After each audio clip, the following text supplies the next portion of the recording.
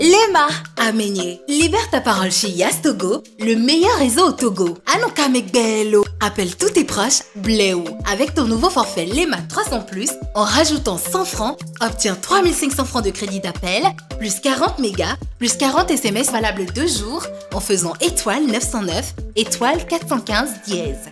Lema Amenye, Mbakeolo, il suffit de composer étoile 909, étoile 415 dièse pour appeler Kaka avec le forfait appel du moment. Ton Lema 300+, en rajoutant 100 francs qui t'offre 3500 francs d'appel, 40 mégas et 40 SMS valables 2 jours. Avec Lema 300+, viens libérer ta parole chez Yas Togo, le meilleur réseau au Togo. Info 888. Moi, c'est Chris. Je suis créateur de contenu chrétien, écrivain. Et ce soir, je suis pas à la maison, je suis dans la nuit.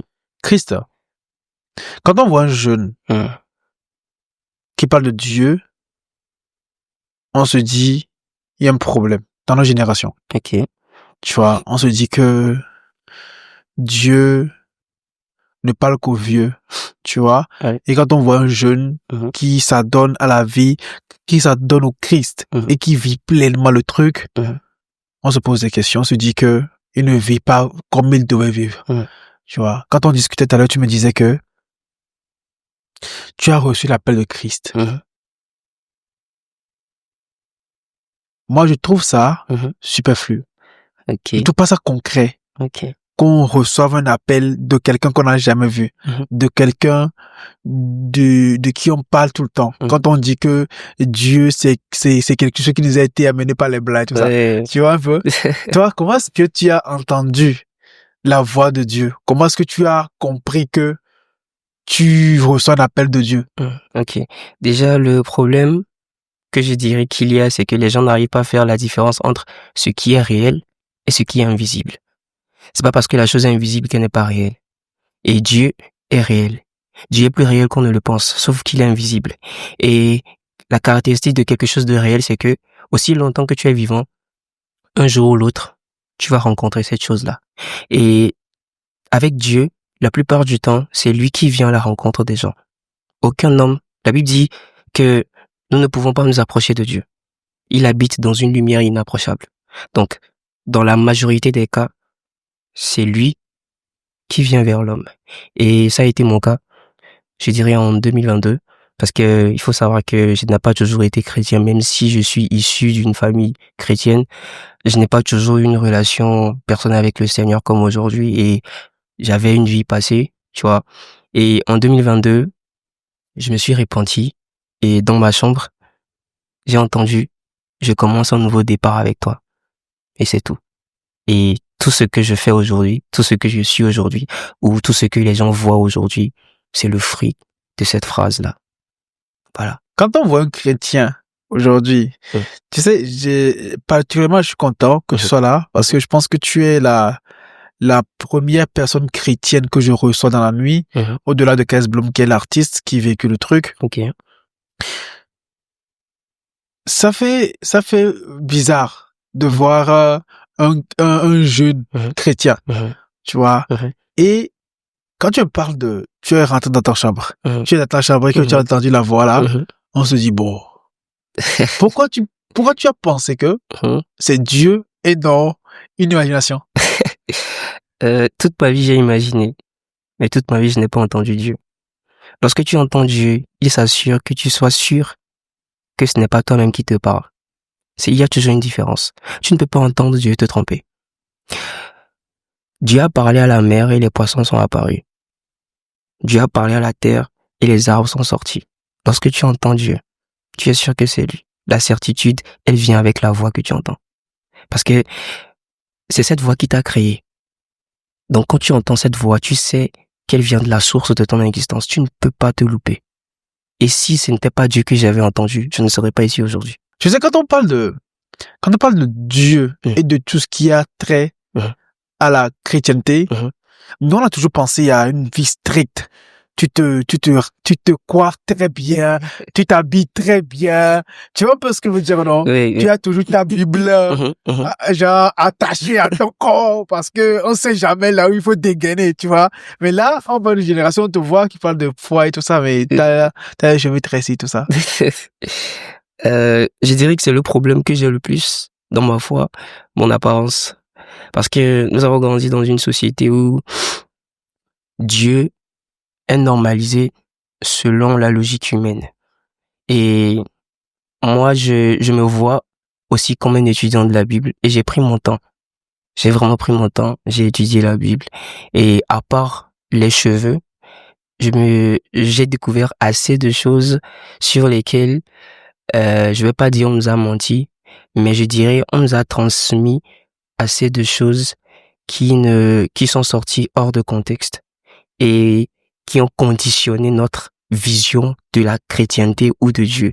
Et ce qui fait que aujourd'hui, quand par la grâce de Dieu, tu as les yeux plus ou moins ouverts, les gens ont tendance à te marginaliser parce que tu n'es pas conformiste. Alors qu'avec Dieu, le conformisme, ce n'est pas envers les hommes, c'est envers lui. Le conformisme n'est pas horizontal, il est vertical. Et tout ce qui est horizontal est une conséquence de ce conformisme-là. Donc, voir un chrétien qui semble ne pas être strict, c'est juste une apparence. Parce qu'au fond, la vie stricte des chrétiens, elle est toujours là. Sauf que nous n'avons pas toujours la même définition du mot strict. C'est ça le problème. Pour certaines personnes, être strict, c'est emballer sa tête dans un foulard. Pour les femmes, c'est, je sais pas moi, je sais pas, porter des boubous, pas de robe moulante, pas de jean et tout. Pour les hommes, c'est barbe coiffée et tout. Alors que pour d'autres personnes, ce n'est pas ça. Pour d'autres personnes, c'est jeûner des jours, être régulier avec la méditation de la parole de Dieu. Et je pense que le Saint-Esprit aussi nous conduit selon la conviction qu'il nous donne. Donc, beaucoup de personnes font l'erreur de condamner les autres à cause de la conviction que le Saint-Esprit ne leur a pas donnée à eux. Parce que il faut savoir que Dieu n'est pas dans la diversité, mais Dieu est dans la complémentarité. Et la complémentarité exige la différence. Donc, d'une manière ou d'une autre, voilà, je suis chrétien et... Ton apparence ne change rien. Non. Tu as parlé de la Bible. Oui. C'est un point central de tout ce qui est chrétien. OK? Et tu m'as dit que tu as beaucoup lu et tu as appris beaucoup de choses par rapport à la Bible. J'aimerais qu'on s'attarde sur ce livre-là. OK. OK? OK. Et il y a je pense que c'est la cause de beaucoup de problèmes et c'est le soubassement de beaucoup d'églises, des différences entre les églises. Parce que tout le monde a une interprétation complètement différente de ce qui est écrit dans la Bible. Tu vois? J'ai envie que... C'est fou, hein?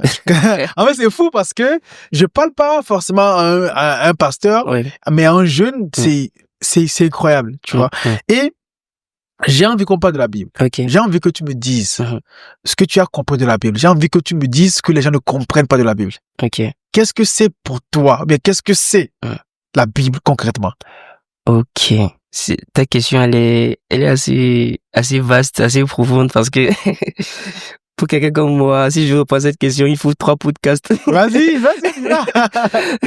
Mais je vais commencer par dire ceci. Il faut savoir que la Bible a été inspirée d'un esprit. La Bible elle-même dit d'elle que toute l'écriture a été inspirée de Dieu. Donc, si j'ai écrit un livre et que tu veux lire ce livre et le comprendre, il faut qu'à un moment donné, tu puisses réfléchir ou bien avoir la même compréhension que celui qui a rédigé le livre. Et c'est dans ce sens-là que moi je dis aux gens, pour comprendre la Bible, il faut entendre ce que celui qui écrivait a entendu. Donc, il y a beaucoup de personnes qui lisent la Bible de manière littérale. Ok, Dieu a dit ne volez pas, mais pourquoi est-ce que Dieu a dit ne volez pas? Dieu a dit ne faites pas ci, Dieu a dit ne faites pas ça, mais le pourquoi, ok, si tu trouves le pourquoi, à quel moment c'est devenu un pourquoi? Et qu'est-ce qui a poussé Dieu à définir ce pourquoi comme pourquoi? La Bible se lit avec des questions. Maintenant, en ce qui concerne les divergences et tout ça, moi, je pense que dans la Bible, ce que nous appelons, ou la plupart des choses que nous appelons différences sont censées être des choses qu'on peut voir comme complémentaires. Parce qu'il y a une nuance entre ce qui est censé être séparé et ce qui est censé être complémentaire. Donc, beaucoup de doctrines dans la Bible sont complémentaires entre elles. Mais ce qui se passe, c'est que chacun se dit qu'il connaît quelque chose que l'autre ne connaît pas. Donc, je garde ma part et tu gardes ta part. Alors que dans la Bible, nous avons vu Dieu utiliser plusieurs personnes venues de différents backgrounds avec différentes éducations. Et dans certains passages même de la Bible, tu vas voir qu'il y a eu des conflits entre, je pense, l'apôtre Paul et l'apôtre Pierre. Pourtant, les deux ont reçu le même Saint-Esprit. Donc, il faut savoir que la Bible prône la complémentarité. Et il ne peut pas avoir de complémentarité sans diversité. Maintenant, quand il s'agit de ce qui est censé être considéré comme venant de Dieu ou pas, je pense que il faut beaucoup se fier au Saint-Esprit. Et beaucoup de personnes pensent se fier au Saint-Esprit alors qu'ils se fient à leurs émotions ou à toute autre chose sauf le Saint-Esprit. Je sais pas si j'ai répondu à ta question. Aujourd'hui, on remarque que beaucoup de personnes, on voit que beaucoup de personnes vont à l'église. En même temps, on sait que être chrétien, ce n'est pas juste un groupe de mots. C'est une vie de chaque jour. C'est une manière d'être. C'est une manière de faire. C'est une manière d'inspirer. Tu vois un peu ce que je veux dire? Mais quand on voit la jeunesse, on se dit, oh, tu es sûr que toi, tu t'en iras. Tu vois un peu ce que je veux dire, non? Je vois un peu. Le truc, c'est que, déjà, il faut savoir, on va partir du mot chrétien. Le mot chrétien, étymologiquement, ça veut dire petit Christ ou disciple de Christ ou qui ressemble à Christ. C'est pour dire que être chrétien, comme tu l'as dit, c'est un style de vie. Mais avant d'être même un style de vie, être chrétien, c'est une identité. Donc, de la même manière que toi et moi, nous sommes des êtres humains, on peut pas aboyer. Donc, il faut savoir que déjà, dès que tu te dis chrétien, tu dois savoir qu'il y a certaines choses que tu ne peux pas faire et il y a des choses que seul toi, tu peux faire. Et c'est ce que beaucoup de personnes ne comprennent pas. Ils pensent que être chrétien, c'est appartenir à une communauté, c'est un regroupement social. Non. Si Moïse a rencontré Dieu en étant seul, et que Moïse qui était bègue a été rendu prophète, c'est-à-dire porte-parole de Dieu, ça veut dire que à chaque rencontre avec Dieu, ou bien le chrétien, c'est quelqu'un qui a rencontré le créateur de l'univers, et ce créateur lui a imposé en greffe bien sûr, une identité qu'il n'avait pas. Donc, quand moi je me dis je suis chrétien, la première chose qui me vient à l'esprit, ce n'est pas mon église. Quand moi je dis que je suis chrétien, la première chose qui me vient à l'esprit, ce n'est pas mon pasteur. La première chose qui me vient à l'esprit, c'est ce que Dieu m'a dit que je suis dans le lieu secret, quand personne n'était là, quand il y avait personne pour m'acclamer, quand il y avait personne pour me consoler. C'est à ça que je me réfère. Je me réfère à l'identité spirituelle que j'ai reçue et que je suis censé manifester physiquement. C'est pour cela que peu importe les critiques, surtout en ce qui concerne mon apparence, je me souviens toujours de ce que Dieu m'a dit que j'étais à ses yeux. Et ça va. C'est ça un chrétien à mon avis. C'est celui qui sait qui il est ou celui qui sait qui Dieu a dit qu'il est. C'est ça. Si je te pose la question, comment est-ce qu'il faut lire la Bible pour vraiment la comprendre et mieux la cerner? Tu diras quoi? Je dirais que la Bible est un manuel de vie. C'est pas un livre. Chaque inventeur, lorsqu'il fait son invention, il y a un manuel qui le suit. Et tu ne peux pas maîtriser cet outil si tu n'as pas lu le manuel. Et l'homme est une invention de Dieu. Donc, si tu veux te connaître, il faut que tu lises le manuel du Créateur. Et Dieu, c'est le Créateur. Son manuel, c'est la Bible. Donc, quand je lis la Bible, je me cherche. Quand je lis la Bible, je cherche à savoir qui celui qui m'a créé a dit que je suis. Quand je lis la Bible, je cherche à savoir les fonctionnalités que mon Créateur m'a données, mes limites et les choses que seul moi je peux faire. C'est comme ça que moi je lis la Bible. Qui parle de Bible parle beaucoup de prière. Et la prière, comme dirait l'autre, c'est une arme. Et à ce que j'ai pu comprendre, il y a des prières pour chaque moment. Il y a des heures qu'il faut prier. Et on se dit qu'il faut prier tout le temps. On te dit 4 heures du matin, il faut prier. À telle heure, il faut prier. Peu importe la position que tu as, tant que ta prière est à une heure précise. Moi, déjà, la Bible dit, dans Matthieu chapitre 4, Jésus dit à Satan, l'homme ne vivra pas que de pain, mais l'homme vivra également de toute parole qui sort de la bouche de l'Éternel. Ça veut dire que la Bible ou la parole de Dieu, à part le fait d'être un manuel ou un livre, est également une nourriture pour notre esprit.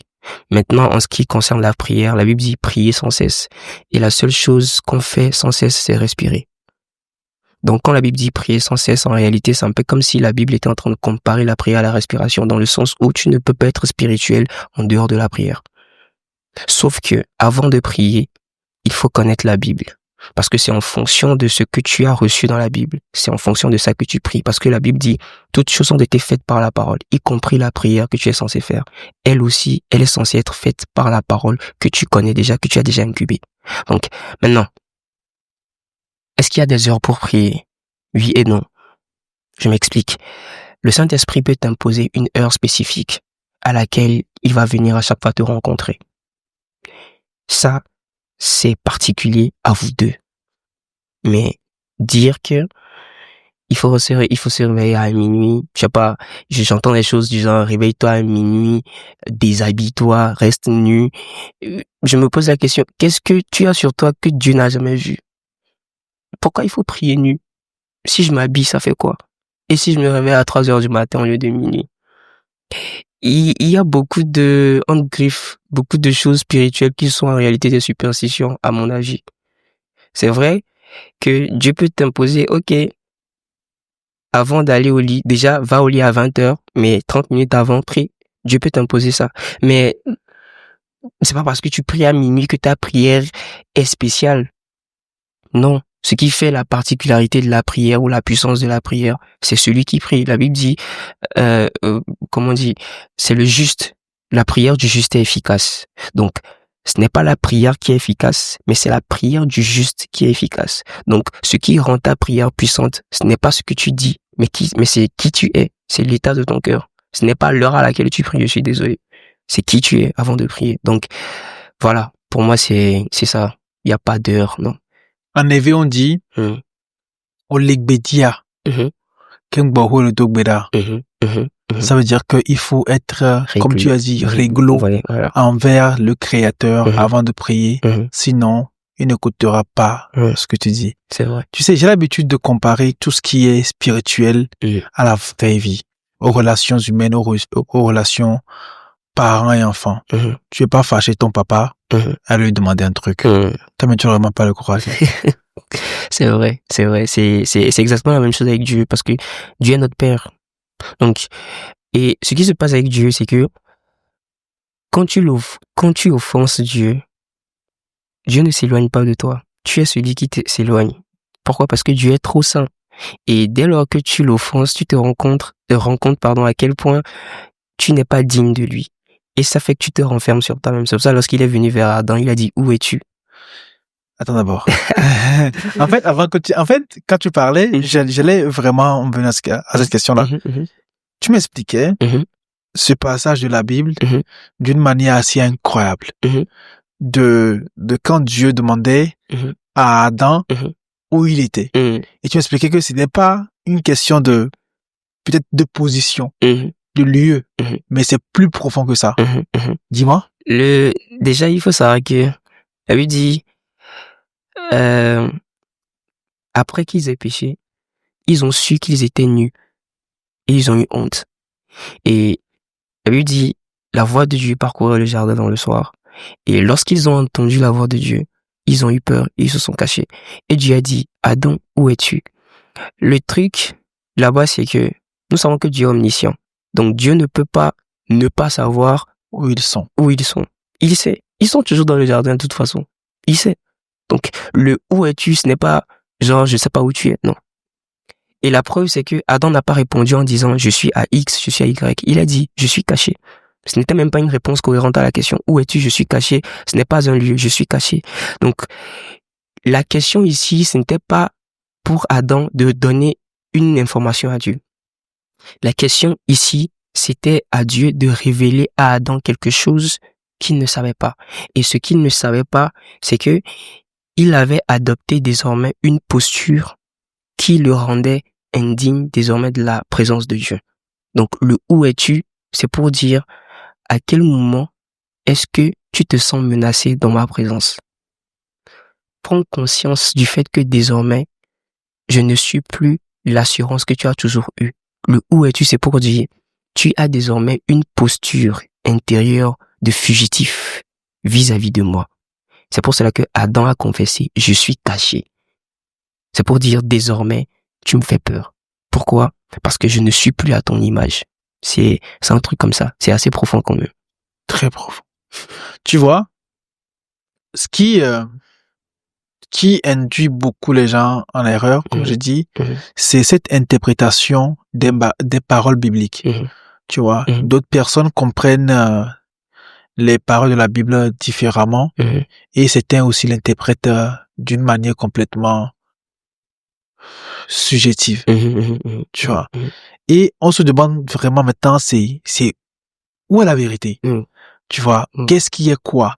Et je pense que le commencement de la Bible est tellement incohérent. Tu vois? Au commencement était la parole était avec Dieu, la parole était Dieu. Tu vois un peu ce que je veux dire? On comprend très bien. On comprend rien. Il faut savoir quelque chose. Et là, tu veux me mettre dans les trucs. Vas-y. Je suis en train de parler. Tu vas me mettre dans le problème. Ok. Il faut savoir quelque chose. Quand la Bible dit au commencement, c'est au commencement de quoi? Ce n'est pas au commencement de Dieu, parce que Dieu est éternel. Dieu n'a pas de début. Donc c'est au commencement de l'homme. Donc ça veut dire qu'il y a des informations sur Dieu que nous n'aurons jamais. Donc, quand la Bible dit au commencement, c'est pour dire au commencement de ce que nous savons, de ce que nous sommes, de ce qui existe, de ce que nous pouvons voir, de ce avec quoi nous pouvons interagir. La parole était là. Et la parole était avec Dieu. Et la parole était Dieu. La parole ici, ce n'est pas seulement le verbe. Pourquoi? Parce que avant de parler, il faut penser. Donc la parole commence par la pensée. Et la Bible dit dans Proverbe 23, si je ne me trompe pas, que l'homme est tel les pensées de son cœur. Tu n'es pas différent de tes pensées. Ce qui me ramène à dire que, en réalité, la parole, c'est l'identité d'une personne. Parce que tu penses ce que tu es et tu dis ce que tu penses. Donc la parole, ce n'est pas d'abord ce qui sort de la bouche, ce n'est même pas d'abord les pensées, mais c'est d'abord qui tu es. Donc, quand la Bible dit qu'au commencement était la parole, ce que la Bible entend dire, c'est qu'au commencement, il y avait une identité. Il y avait une personnalité. C'est une introduction d'une personne qu'on est en train de faire. Au commencement, la parole. Au commencement, il y avait une identité. Et cette identité était avec Dieu. Le terme était avec Dieu, c'est pour dire en mode, il n'y a rien que cette parole fait, dit, qui va à l'encontre de la volonté de Dieu. Ta parole ne peut pas aller à l'encontre de ta volonté. Et ensuite, il est dit, la parole était Dieu. Donc, l'identité, en réalité, qu'on nous présentait depuis le début, c'était l'identité même de Dieu. C'est ça le truc en fait. Sauf que, si tu ne prends pas le temps, tu vois ce que je viens de t'expliquer en quelques secondes, je l'ai pas compris en une journée, je n'ai même pas compris en une semaine, même pas en un mois. Si tu ne prends pas le temps de t'asseoir, de méditer, de contempler, de chercher à comprendre, tu ne trouveras pas. Pourquoi? Parce que la Bible dit, à celui qui a, on donnera. Et à celui qui n'a pas, même le peu qu'il a, on le retranchera. Ce que ça veut dire, c'est simple, c'est que à celui qui cherche à avoir, il sera donné. Du moment où Dieu voit que tu es disposé à avoir, il va te donner. Mais celui qui n'est pas disposé à avoir, même le peu qu'il a, lui sera autant. Ça veut dire que pour même conserver le peu que tu as, il faut toujours chercher à en avoir plus. C'est ça le truc en fait. Donc, j'entends beaucoup de personnes dire il y a des incohérences dans la Bible. Et moi, je réponds en disant vous ne lisez pas bien ou vous ne prenez pas le temps de trouver des cohérences. C'est ça, moi, ma réponse à ça. J'aime trop être éclairé. J'aime trop. C'est magnifique, surtout venant d'un jeune comme moi aussi, tu vois, qui essaye de se découvrir, qui essaie de comprendre les choses que les gens, où les gens ne vont pas, forcément, tu vois. Quand on remarque tout ce qui est dans la Bible, on ne comprend pas, tu l'as dit. Ou bien on ne lit pas de la bonne manière. Et quand je dis, comment est-ce qu'il faut lire la Bible, tu dirais quoi? Il faut aimer Dieu. Parce que tu peux lire la Bible et te perdre. Dans la Bible, il n'y a pas que Dieu qui a parlé. Les hommes ont parlé, Satan aussi a parlé, et Dieu aussi a parlé. Le cœur qui lit la Bible avec précision, c'est le cœur qui aime Dieu. Parce que je vois des charlatans utiliser des psaumes pour invoquer des démons. Donc, le problème, ce n'est pas comment tu lis la Bible. Le comment, c'est le Saint-Esprit qui te le dira. Mais ce que toi, tu dois t'assurer d'avoir, c'est le cœur qui pousse le Saint-Esprit à te dire le comment. Je ne peux pas te dire comment lire la Bible. Je ne l'ai pas appris. La manière dont je lis la Bible m'a été insufflée par le Saint-Esprit. C'est pour cela que nous deux, nous pouvons lire le même verset. Tu vas voir quelque chose que moi, je n'aurais jamais vu. Et inversement, je vais aussi voir quelque chose que toi aussi, tu n'auras jamais vu. Tu vois les versets que j'utilise pour t'expliquer des choses. Une autre personne va venir ici, va utiliser les mêmes versets pour t'expliquer des réalités beaucoup plus profondes. C'est comme ça que ça marche. Mais tu dois t'assurer, toi, que ton cœur aime Dieu. Quand tu lis la Bible, c'est l'auteur du livre que tu cherches dans ce qu'il a dit. Si Dieu est la parole, tu ne peux trouver que Dieu dans la parole. Donc quand tu lis la parole en cherchant autre chose, tu vas te perdre. C'est ça le truc. Tu sais que quand nous on voit des gens qui nous disent Dieu m'a fait ci, Dieu m'a fait ça, qui attribue leur victoire toujours à Dieu, on trouve ça tellement saoulant. Tu vois un peu ce que je veux dire, non? Je comprends. Genre, aujourd'hui, j'ai gagné 1 million, c'est grâce à Dieu. Frère, moi je me dis, tu as travaillé quand même. Ouais. Oh, bien, c'est Dieu qui est venu, il a signé le contrat à ta place. Il y a quelque chose que Jésus a dit dans Jean chapitre 15, le verset 5. Jésus a dit, sans moi, vous ne pouvez rien faire. Et c'est une phrase qui m'a beaucoup marqué. C'est vrai que ce n'est pas Jésus qui a signé le contrat, mais la force qui est dans la main qui a signé le contrat vient de lui. Le souffle de vie qui anime le corps qui a signé le contrat vient de lui. L'intelligence qui a lu le contrat et a jugé le contrat bon pour signature vient de lui. D'une manière ou d'une autre, Dieu est indispensable. Il s'assure de l'être, même si nous en sommes inconscients. Donc, attribuer ma victoire à Dieu, c'est plus que normal. C'est tout à fait, je pense même que c'est un acte très spirituel que beaucoup de personnes ne savent pas. L'action de grâce, c'est quelque chose duquel un être humain spirituellement conscient est incapable de se passer. On ne peut pas se passer de ça. J'ai toujours posé une question assez drôle. Comment est-ce que les chrétiens draguent? Ah. Je veux trop savoir. Ah, là, tu me fatigues. Salut ma sœur. Dieu m'a dit de te dire de lire le psaume. Donc, comment est-ce que les chrétiens draguent? Je pense qu'on drague comme tout le monde. Mais bon, est-ce qu'on drague comme tout le monde? J'essaye de trouver les mots justes. Comment dire? Je sais moi comment vous draguez. Ok, c'est comment? Ok. Vous approchez la dame. Ok. La Bible à main. Déjà, je ris parce que je sais que tu as sorti. Ok, vas-y, la je te Bible suis. à main. Ok. Ma sœur. je t'ai vu dans mon rêve. Dieu t'a révélé à moi. C'est que moi, je suis un faux chrétien. C'est ça, je suis un faux chrétien. Ah, je te promets. Non, mais je pense que, déjà, si nous laissons la chrétienté de côté, la drague est propre à la personnalité de chacun. Ok. Donc, la manière dont tu vas aborder une fille est différente de la manière dont je vais l'aborder. Donc, si je pars de la base que le christianisme ou la chrétienté est une question d'identité, je pense que ça se fait en fonction de cette identité que nous avons. Tu vois un peu? Donc, il n'y a pas de, ouais, Dieu m'a dit que tu m'as, non, genre, en mode, c'est pas Dieu qui va, je sais pas moi, qui va lui faire des bisous à ta place, je suis désolé. Tu vois? Donc, c'est vrai qu'il y a ce côté, je pense que ce qui crée le problème ou ce qui confond le plus les gens, c'est que les chrétiens prônent d'être spirituels.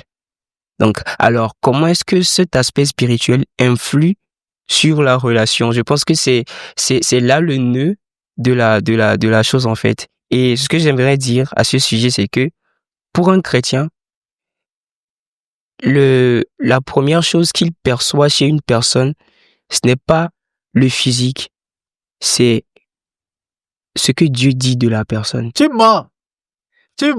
Vous regardez les physiques. Non, j'ai dit la première chose. Okay. Je n'ai pas dit, non. Je suis honnête. J'ai dit la première chose qu'on perçoit. Ouais.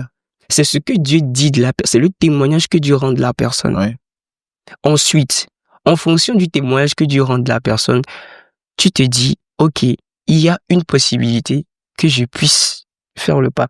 Okay. Maintenant, quand tu fais le pas, et après, tu prends en compte tout le reste physique et tout, parce que tu es esprit, tu es chair aussi. Donc, à un moment donné, faut être équilibré. Et je dis aux gens souvent, Jésus n'était pas un homme spirituel. Jésus était un homme équilibré. Tu vois, quand il s'agit de chrétienté, oui, il y a beaucoup ce rapport-là avec les femmes aussi. Quand on dit, tu es chrétien, il faut te laisser guider pour trouver ta moitié. La bonne personne, ouais. Ouais. C'est chaud, non, quand même? C'est chaud. Ouais, j'imagine, quand même. C'est chaud et en même temps, c'est pas chaud. Pourquoi? Parce que la Bible dit, tout ce qui n'est pas le fruit de la conviction est un péché. Le péché, c'est ce que tu fais, mais que le Saint-Esprit ne t'a pas convaincu de faire. Donc, lorsqu'on dit laissez-vous guider pour choisir le bon conjoint ou la bonne conjointe, ce n'est pas seulement dans le domaine du mariage, même dans le choix professionnel. Dans tous les domaines de ta vie, tu dois laisser le Saint-Esprit te guider pour faire le bon choix. Maintenant, en ce qui concerne le mariage, c'est ce que je disais tantôt, que il y a des trop spirituels qui pensent que tout tourne autour de l'esprit. Mais il faut toujours avoir un certain équilibre. L'homme est esprit et l'homme est aussi chair. Il y a des envies du corps et en même temps, il y a les priorités de l'esprit. Donc, il faut savoir combiner les deux. Du coup, tu laisses le Saint-Esprit te guider. Oui, c'est vrai. Mais en même temps, tu utilises aussi ta propre logique. Pas pour questionner la direction du Saint-Esprit. Non. Mais pour, je dirais, ne pas mal interpréter ce que le Saint-Esprit te dit. Je vais prendre un cas de figure. Des gens, lorsqu'ils prient, par exemple, pour demander à Dieu est-ce que c'est la bonne ou est-ce que c'est le bon, ils s'attendent à un oui ou à un non.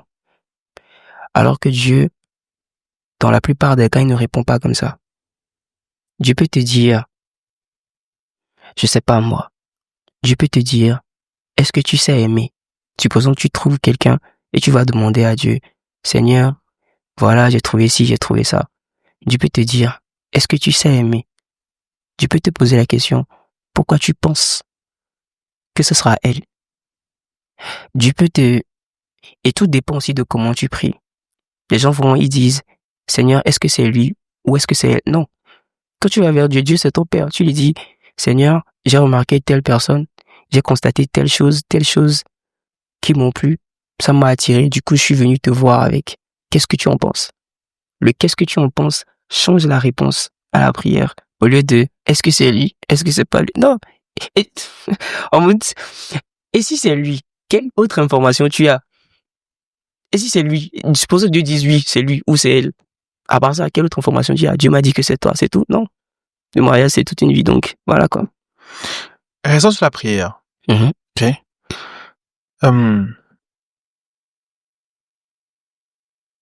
Quels sont les genres de prière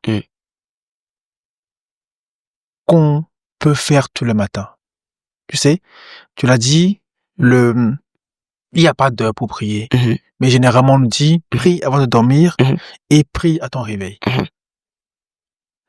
Déjà, pour répondre à cette question, je vais poser une question. C'est quoi la prière? Point d'interrogation.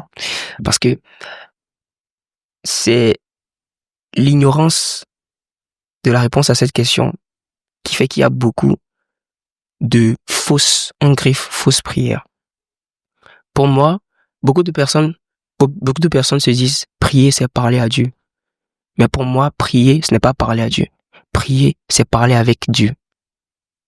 Je peux te parler et tu vas pas me répondre. Mais lorsque je parle avec toi, c'est une conversation. Donc, ce n'est pas une question de quel type de prière il faut faire le matin. Non. Moi, quand je me réveille le matin que je veux prier, je ne réfléchis pas à ce que je vais dire. Non. Je suis en mode conversation.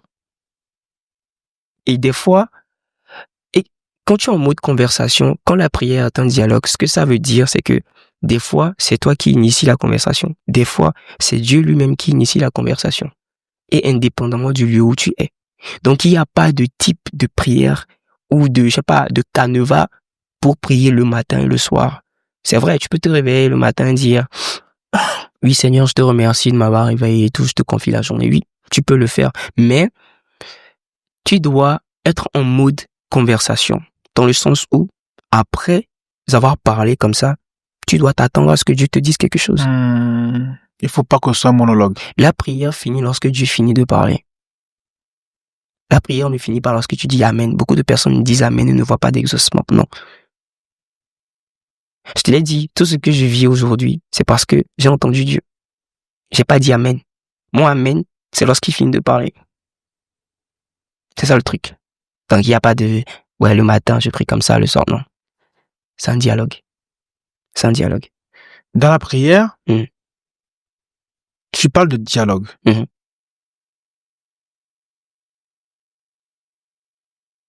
Dans la prière, on voit des gens qui prient avec une telle force. On voit des gens qui doivent tuer Satan. On voit des gens qui doivent marcher sur Satan. Il y a des gens qui se réveillent en pleine nuit, c'est pour toujours tuer Satan. C'est quoi le problème en fait? Tu vois, je vais scinder la chose. Il y a une partie d'exagération, il y a une partie de superstition, il y a une partie émotionnelle qui rend la chose pas intéressante, je dirais. Mais en même temps, nous devons savoir que ce type de prières-là que tu viens de citer sont des prières qui sont aussi inspirées par l'Esprit de Dieu lui-même à un moment précis donné de ta vie pour une situation donnée. Par exemple, quand tu dis que les gens se réveillent à chaque fois pour chasser Satan, tu vois toutes ces catégories de prières que je viens de citer, je les ai presque toutes expérimentées. Et à chaque fois, ça a toujours été différent. Et à chaque fois, il y a un résultat différent. Des fois, tu te réveilles, tu as envie de prier. Dès que tu t'agenouilles, tu fermes les yeux, tu commences par pleurer. Et quand tu finis, tu vois que tu as pleuré pendant 2 heures de temps. Tu n'as pas enchaîné une phrase. Des fois, tu te réveilles, tu n'as pas la force. Tu veux prier. Et dès que tu commences, il y a une force étrange qui te tombe dessus. Et tu commences par prier pendant 5 heures de temps, 10 heures de temps, no stop. Tu n'as pas envie de pisser, tu n'as pas soif, tu n'as pas faim. Tu n'es pas conscient de tout ce qui t'entoure. Donc, il y a la partie où c'est l'Esprit de Dieu lui-même qui t'inspire comment prier.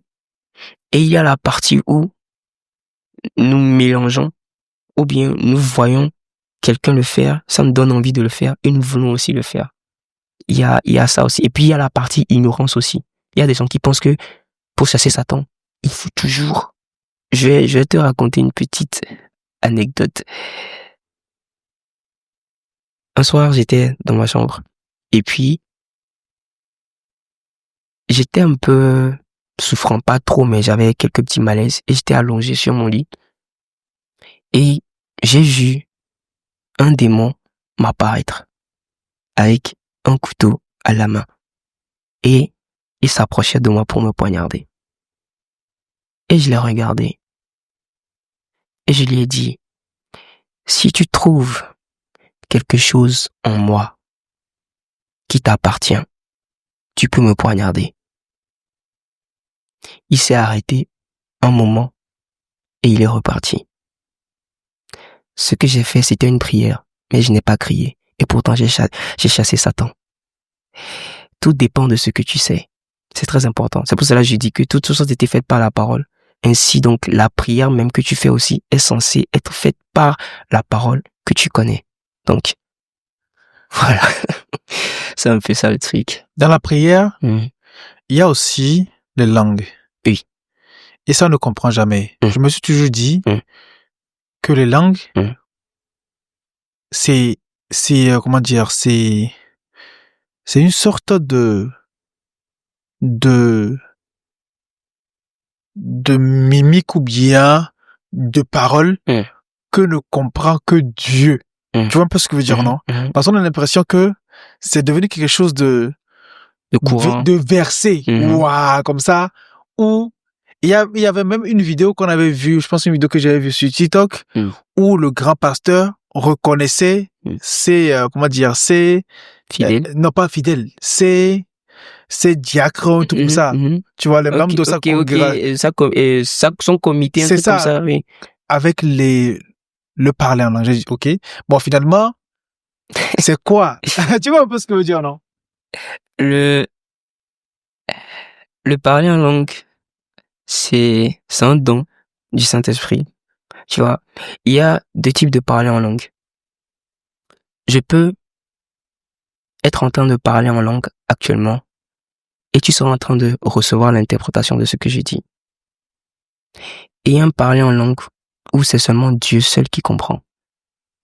Tu vois ce qui s'est passé lorsque le Saint-Esprit est descendu le jour de la Pentecôte. La Bible dit qu'il parlait en langue et les autres qui étaient là comprenaient chacun dans sa langue maternelle.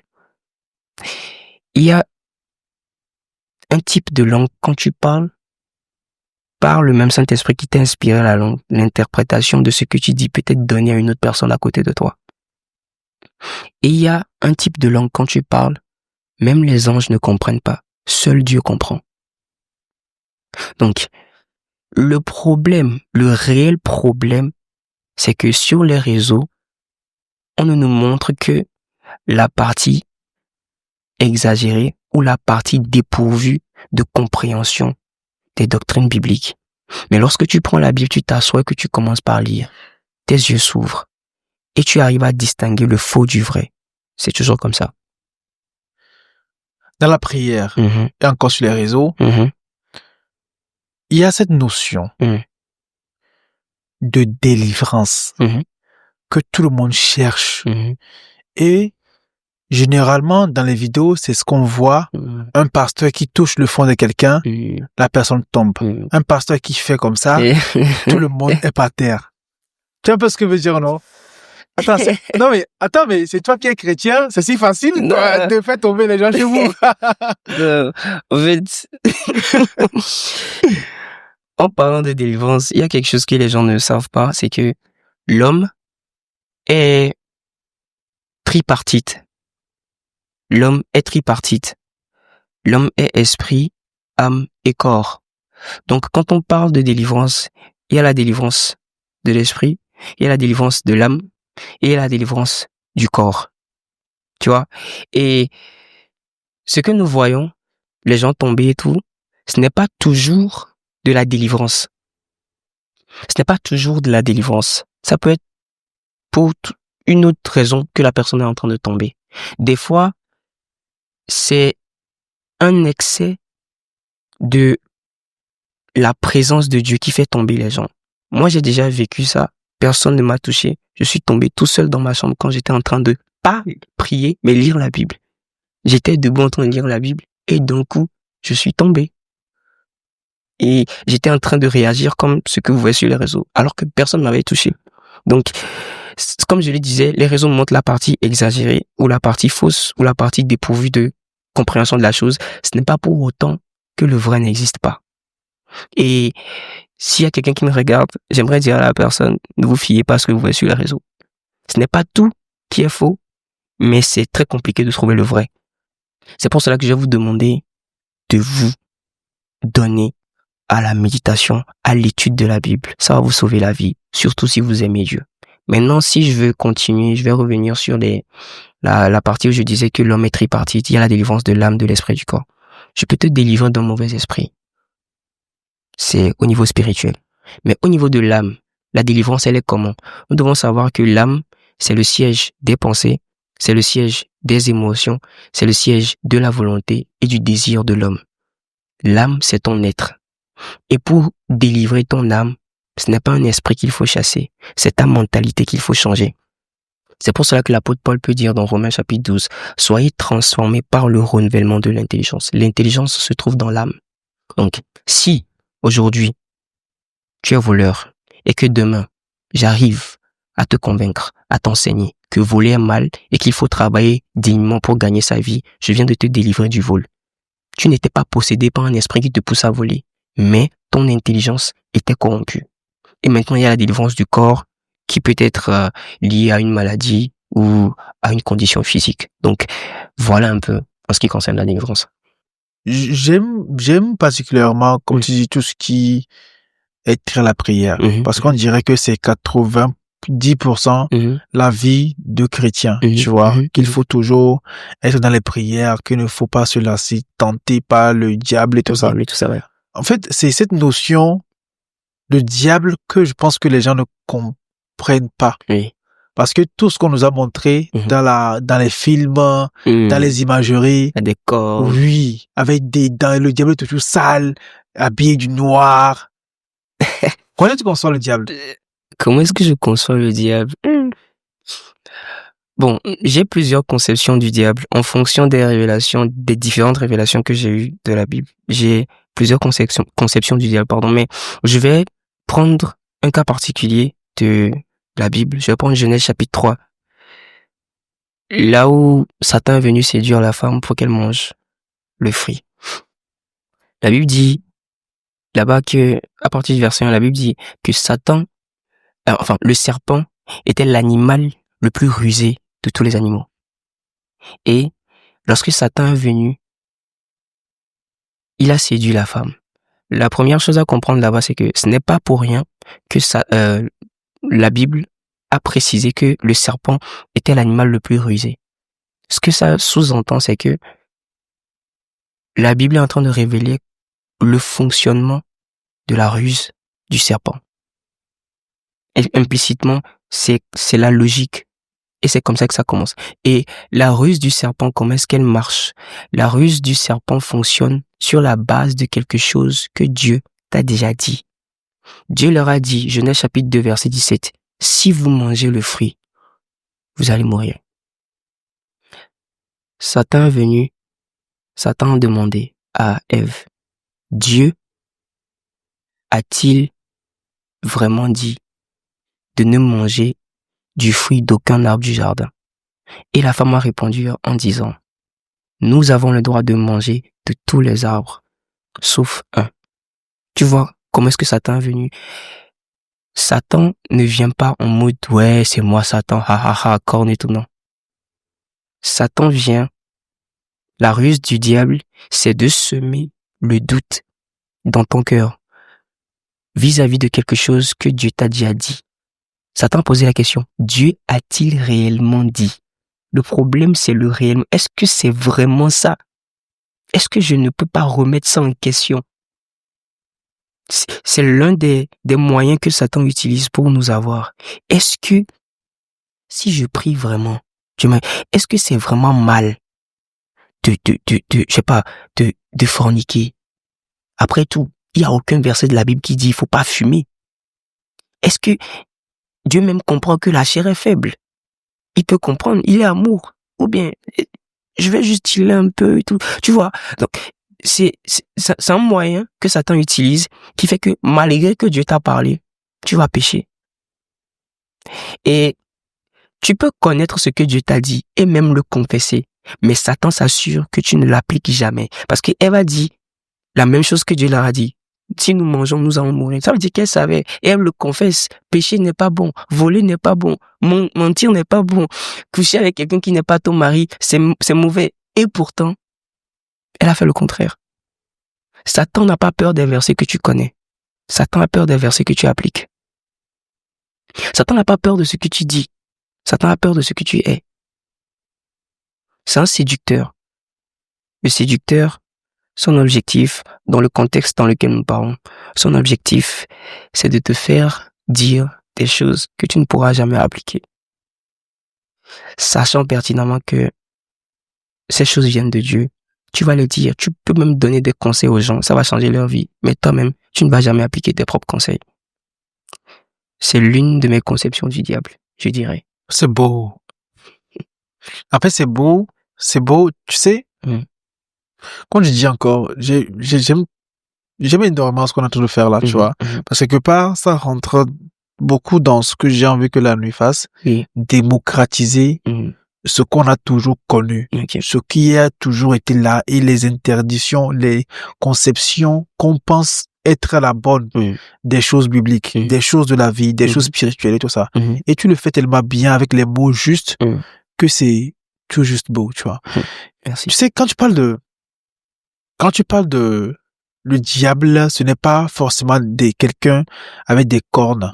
Je pense que c'est tellement vrai que le diable, c'est dans le doute. Le diable, c'est, comme on dit, c'est dans les détails. Le diable, c'est tout est parfait. Il va venir te faire douter. Tu es en couple avec un homme qui est bien. Le diable vient te mettre des idées noires dans la tête. Et si je veux même continuer avec ce verset, Satan leur a dit, si vous mangez, vous n'allez pas mourir, mais vous serez comme des dieux. Et quand j'ai lu ce passage, ça m'a retourné le cerveau. Pourquoi? Parce que les ruses du diable sont tellement évidentes, mais on ne les voit pas. Je t'explique. La Bible dit dans Genèse chapitre 1, le verset 26, que Dieu a créé l'homme à son image et à sa ressemblance. Et la Bible dit dans Psaume 82 que nous sommes des dieux. C'est déjà ça. Ça veut dire que l'homme était déjà un dieu. Avec des minuscules, bien sûr. L'homme était déjà un dieu. Pourquoi? Parce que l'homme était déjà l'image de Dieu. Dieu le savait. Satan aussi le savait. Mais l'homme lui-même ne le savait pas. C'est pour cela que Satan peut le faire chuter avec quelque chose qu'il avait déjà, sans savoir qu'il l'avait. Ça veut dire quoi? Ça veut dire que, à part le fait de te faire douter de ce que Dieu t'a dit, Satan exploite également ton ignorance. Satan va toujours utiliser ce que tu ne sais pas contre toi. C'est pour ça que la Bible peut dire dans Osée 4:6, mon peuple périt faute de connaissance. Dieu l'a appelé mon peuple. Comment tu peux appartenir à Dieu et périr encore? Faute de connaissance. Cette phrase-là, ça a toujours été une de mes phrases préférées. Je promets.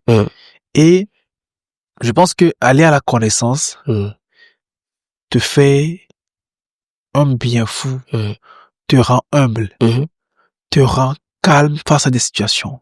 C'est vrai. Te rend tellement sage. C'est très vrai. C'est très vrai. Et tu sais, chacune des vidéos de la nuit va dans cet objectif-là. Que ce soit les sujets qu'on aborde par rapport au sexe, par rapport à la spiritualité, par rapport à la Bible aujourd'hui, par rapport à la chrétienté, par rapport au vaudou, ça va dans ce seul but-là, qu'on ne périsse pas. Je comprends. Faute de connaissances. C'est fort, hein, qu'on ne périsse pas. Oui. Wow. Il y a tellement. Non, là, je dis là, tu m'as eu. Il y a tellement, tu vois. Je vais m'attarder sur un mot que tu as dit tout à l'heure. Ok. C'est le mot somme. Tu vois. Somme, les gens disent que c'est un chapitre de guerre. un peu de la Bible. Et je me souviens quand nous étions jeunes, on te dit que si tu as des doutes, faut lire Psaume. Si tu as peur, faut lire Psaume. Si tu as ça, faut lire ça. Moi, je vais dire ceci. Tous les versets de la Bible s'équivalent. C'est Jésus qui sauve.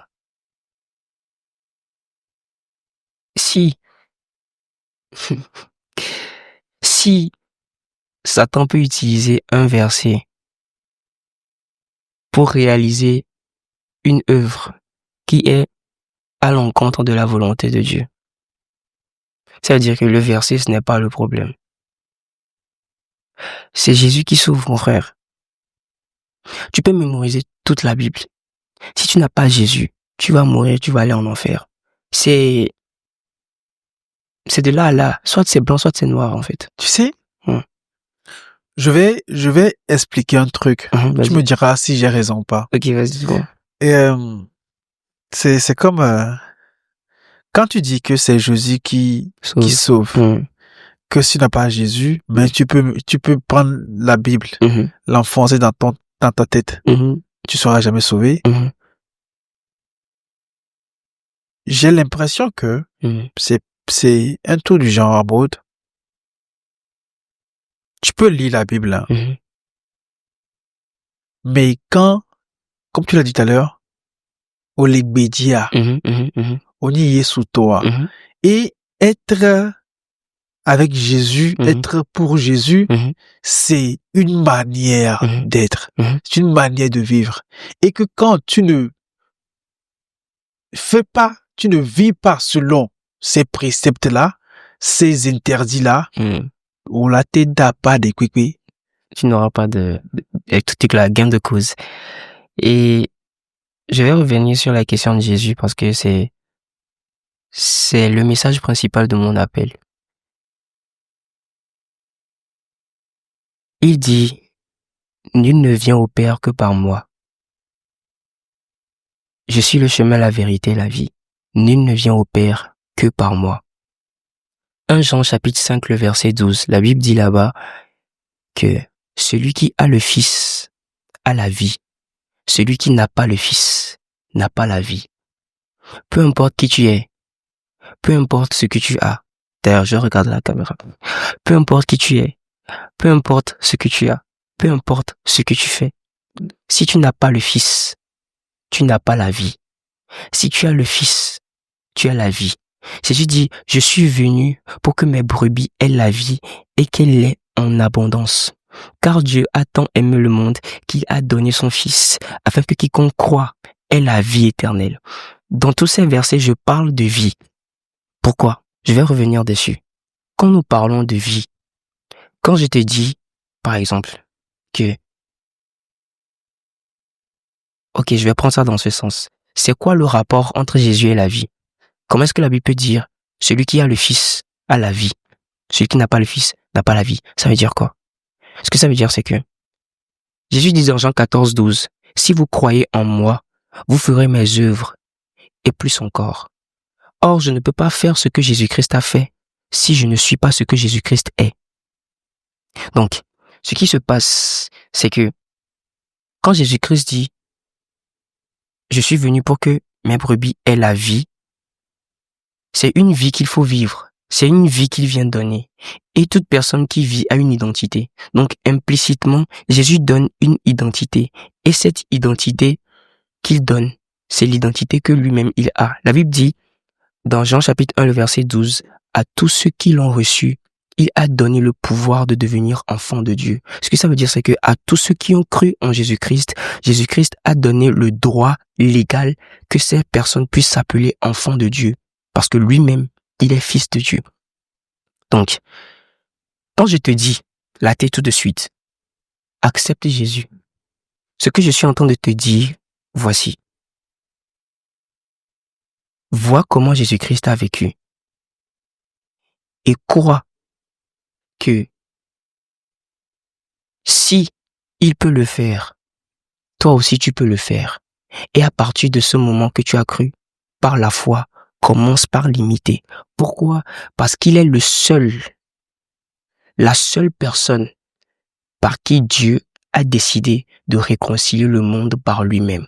Ce qui se passe, c'est que Dieu a créé l'homme et l'homme a chuté. Et depuis Adam et Ève, nous avons hérité d'une nature de déchéance. Donc nous ne savons pas ce à quoi Dieu s'attendait lorsqu'il créait l'homme. Nous avons toujours interagi avec une version corrompue de ce que Dieu a créé.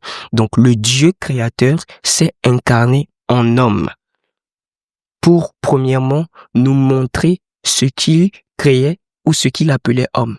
C'est pour cela que Jésus peut dire « Je suis le chemin ». Autrement dit, je suis le modèle à suivre. Je suis l'attente de Dieu lorsqu'il vous créait. Maintenant, vous avez le prototype parfait. Vous avez la correction de l'exercice. Commencez par m'imiter. Et la raison pour laquelle il est mort, c'était pour nous racheter de tous nos péchés. Pourquoi? Parce que pour te réhabiliter dans ton état de quelqu'un qui peut être comme Dieu, il faut que l'état de celui qui n'est pas comme Dieu soit détruit. Et pour cela, il fallait que Jésus-Christ meure. Et il est mort avec nos péchés. Et non seulement avec nos péchés, quand on parle de péché, la plupart du temps, les gens comprennent ça comme les actes. Mais ce n'est pas seulement les actes, mais c'est également la nature de celui qui commet l'acte.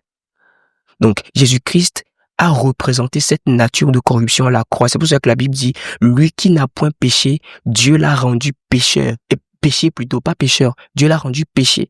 Donc, Jésus-Christ lui-même a incarné la nature de corruption qui était contraire à la nature divine.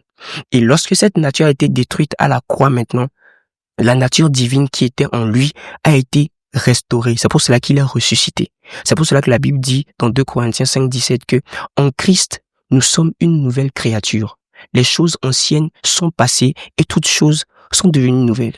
Donc, je réitère, si tu n'as pas Jésus, et je parle avec amour, je ne parle pas par condescendance, si tu n'as pas Jésus, tu vas mourir et tu vas aller en enfer. Dieu est la seule personne qui peut détruire le corps et l'esprit. Satan donne le plaisir, mais Dieu donne le bonheur et le plaisir. Satan donne le confort, mais Dieu donne la paix intérieure et le confort. Pourquoi laisser celui qui peut donner tout pour celui qui peut juste donner un? Moi, je pense que le choix est vite fait. C'est assez logique, en fait.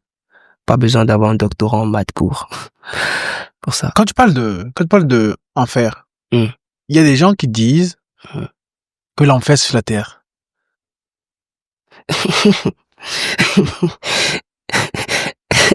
L'enfer sur la terre. Ouais, que l'enfer en vrai, c'est le fait de subir tout le mal que tu as fait avant de mourir.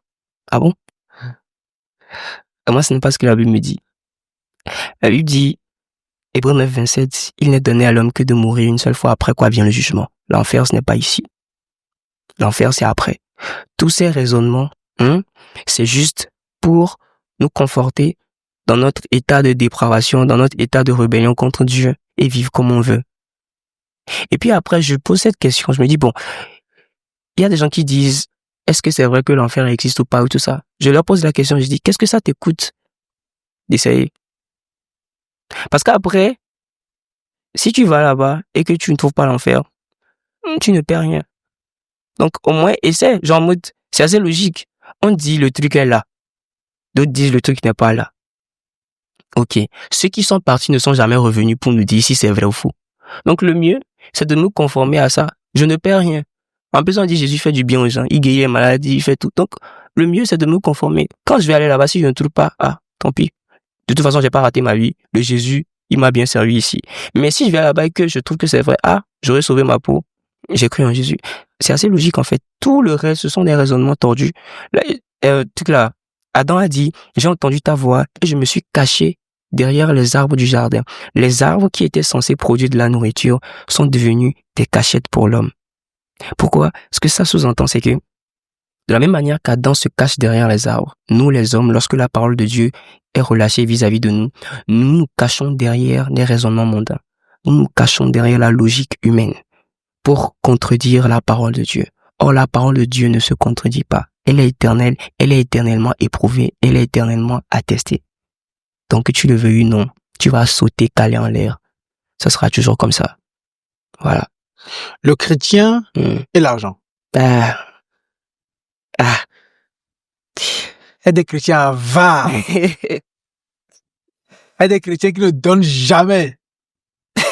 C'est des sorciers, ceux-là. Les chrétiens, là, il y a... Un jour, j'ai vu le post d'un ami qui dit être pauvre, c'est un péché. Je lui ai dit non, tu peux pas écrire ça.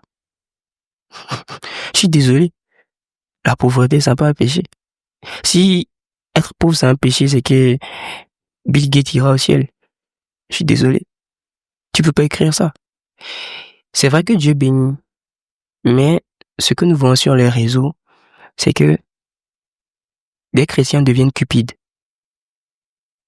Les chrétiens commencent par aimer Mammon. Mammon, c'est le démon de l'argent. Et Jésus a dit, dans toute la Bible, c'est seulement avec l'argent que Dieu a comparé, et Jésus a comparé Dieu. Jésus a dit, tu ne peux pas servir Dieu et servir Mammon, c'est-à-dire le démon de l'argent. L'argent est tellement puissant que Jésus a failli, l'a presque comparé à Dieu pour pouvoir illustrer la véracité de la gravité de la situation. Donc, le chrétien et puis les finances ou l'argent. Moi, je dirais ceci. Dieu est capable de te donner une villa de 100 millions sans que tu n'aies 1000 francs sur ton compte en banque. Et je le pense vraiment. Et c'est ma logique de vie. Je ne le dis pas pour être beau parleur. C'est comme ça que moi je vis. Dieu peut te donner une Mercedes alors que tu n'as même pas le permis. Après, tu iras faire le permis. Donc, Dieu bénit. Et j'aimerais dire ceci. Le travail ne rend pas riche. Je sais que je vais choquer beaucoup de personnes, mais moi, la conviction que le Saint-Esprit m'a donnée, c'est que ce n'est pas le travail qui rend riche. Le travail, c'est pour manger. C'est pour cela que les gens travaillent dur, mais ils sont jamais riches, mais ils n'ont jamais faim. Pourquoi? Parce que le but du travail, c'est de remplir ton ventre. Ce qui rend riche se trouve dans Proverbe 10, verset 26. Les bénédictions de l'Éternel enrichissent et ne se suivent d'aucun chagrin. C'est ça qui rend l'homme riche. Ce n'est pas le travail. Donc, rien ne sert d'être cupide. Rien ne sert d'être avare. Rien ne sert de chercher à piétiner l'autre pour gagner quoi que ce soit. Non. Tu n'auras pas ce que Dieu ne t'a pas donné. Tu n'auras pas ce que Dieu ne t'a pas donné. C'est aussi simple que ça. Donc, travaillons avec la conscience que c'est la bénédiction de Dieu qui enrichit. Voilà. Dans les églises actuellement, ce qui est super important pour certains pasteurs, c'est les quêtes. Oui. Et je vais pas te contredire. Ça me fait mal d'être d'accord avec toi. Ça me fait très mal d'être d'accord avec toi. Mais c'est vrai. Et ça fait mal. Quand tu as une certaine relation avec Dieu, ça fait mal de voir, je vais pas employer ce terme, mais ça fait quand même mal de voir certaines personnes user de, je dirais, l'amour que les gens ont pour Dieu, user de cet amour-là pour leur propre profit. Ça fait vraiment mal. Et moi, à chaque fois quand je circule sur les réseaux, que je vois les gens insulter les pasteurs, etc., ça me fait un peu mal. Pourquoi? Parce que les pasteurs sont des appelés de Dieu. C'est vrai qu'il y a beaucoup de faux, mais il n'y a pas que des faux. La Bible dit dans Éphésiens 4 que certains ont été appelés pasteurs, d'autres prophètes, d'autres évangélistes, d'autres docteurs, pour le perfectionnement de l'Église. Donc, c'est vrai qu'il y a des faux. Et beaucoup de personnes ont rétrogradé dans la foi à cause des faux. Mais vous devez savoir que ce n'est pas un homme qui vous a sauvé. C'est Jésus qui vous a sauvé. Et même Jésus a été trahi. C'est pour cela que nous sommes sauvés aujourd'hui. Donc, aucun homme n'a le pouvoir. Paul a dit dans Romains chapitre 8, qui nous séparera de l'amour de Dieu? Aucun être humain sur cette terre, peu importe le montant qu'il t'a escroqué, est incapable de te séparer de l'amour de Dieu. Incapable de te rendre incrédule. Si tu es incrédule, excuse-moi, c'est parce que tu as voulu être incrédule. C'est vrai que tu t'es peut-être fait duper. C'est vrai que tu as peut-être été manipulé émotionnellement. Mais ce n'est pas pour autant que Dieu n'est plus Dieu. Ce n'est pas pour autant que Jésus-Christ ou le sacrifice de Jésus-Christ n'a plus sa valeur. Je suis désolé. Donc, j'aime mal, mais en même temps j'aime mal. J'aime mal parce que il y a beaucoup de faux, mais en même temps j'aime mal parce que même les vrais fidèles commencent par chuter à cause des faux pasteurs. Il y a un truc qui est récurrent, tu vois. Oui. Je me suis toujours dit un truc par rapport à Dieu, Oui. par rapport à la vie chrétienne. Je trouve anormal que Dieu envoie des gens qui n'ont rien entre griffes pour lui gagner des âmes. Nous sommes dans un monde cupide, comme tu l'as dit. Quand je te vois comme ça, frais et tout, quand tu parles de Dieu, je veux te suivre. Tu vois un peu ce que je veux dire? Parce que je me dis, oui, tout ce que tu dis, tu l'as expérimenté, tu le vis vraiment. Mais généralement, on voit des gens qui peinent à manger et qui viennent te parler de Jésus. C'est assez délicat ce que tu dis. Mais je dirais ceci. Le problème a plusieurs angles. Je dirais ceci. Paul a dit, je me dois aux Grecs, je me dois aux barbares. Et à une autre partie, il a également dit, je paraphrase, il a également dit qu'il essaye toujours de s'identifier à son public. Donc, ce que j'aimerais dire, c'est que Dieu peut mettre une personne donnée dans une condition donnée pour un moment donné, en guise de test, d'épreuve ou d'éducation spirituelle de la personne. Et en même temps, il y a aussi quelque chose, ce qu'il faut comprendre, c'est que certaines personnes également manquent de sagesse en ce qui concerne le public vers lequel Dieu les envoie. Dieu ne peut pas t'envoyer vers des chefs d'État et tu vas t'habiller n'importe comment. Dieu ne peut pas t'envoyer vers des artistes et puis tu vas t'habiller comme un représentant des droits de l'homme. Je suis désolé. Donc, il y a la partie où l'envoyé manque de sagesse en ce qui concerne le fait de s'adapter à son public. Et il y a la partie où la cible est trop charnelle pour discerner l'esprit qui est derrière l'apparence qu'il voit. Donc, pour moi, c'est les deux trucs en réalité. Donc, c'est vrai, on peut attirer par notre apparence de la même manière qu'on peut repousser par notre apparence. Cependant, ce qui fait rester, c'est ce qui anime l'apparence. C'est ce sur quoi l'apparence a été mise. C'est ça qui fait rester. Et j'ai l'habitude de, entre griffes, de dire aux filles que la beauté attire, mais c'est le comportement qui fait rester. C'est un peu ça. Ça, c'est vrai. Tu sais, j'ai envie qu'on refasse un deuxième épisode. Non, parce que je pense, et oui. Les gens, je pense que tous ceux qui nous suivent sont d'accord. Ok. Seront ravis que tu reviennes. Ça me ferait plaisir derrière moi aussi. Alors, la nuit est à toi, tu vois. Merci. La nuit est à toi et n'hésite pas. Ok. Tu vois, n'hésite pas. J'espère vraiment que tout ce qui a été dit ici, en fait, tu l'as tellement bien dit, tu as tellement bien parlé que les gens ne peuvent qu'être d'accord sur tout ce qui a été dit. C'est les réseaux, mon frère. Non, ça va, tu sais. Vas-y, des fois, j'ai les commentaires. Comme je dis encore, c'est que, tu l'as dit, c'est, quand on parle de tout ce qui est divin, il y a des gens qui vont contredire toujours, qui n'ont peut-être pas cette connaissance-là, qui vont contredire, et c'est normal. C'est aussi ça, on l'a dit, la diversité permet de faire cette union-là. C'est, Amessa Meladoto, quoi, qui nous mettait pour nous, quoi. J'espère vraiment que ce qui a été dit ici, on a compris beaucoup de choses. Et tu disais que tu fais des lives souvent. Oui. Tu donnes rendez-vous aux gens?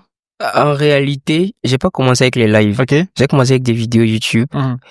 Et j'ai toujours ma chaîne. Je fais toujours les vidéos. Mais récemment, Dieu m'a dit de commencer les lives.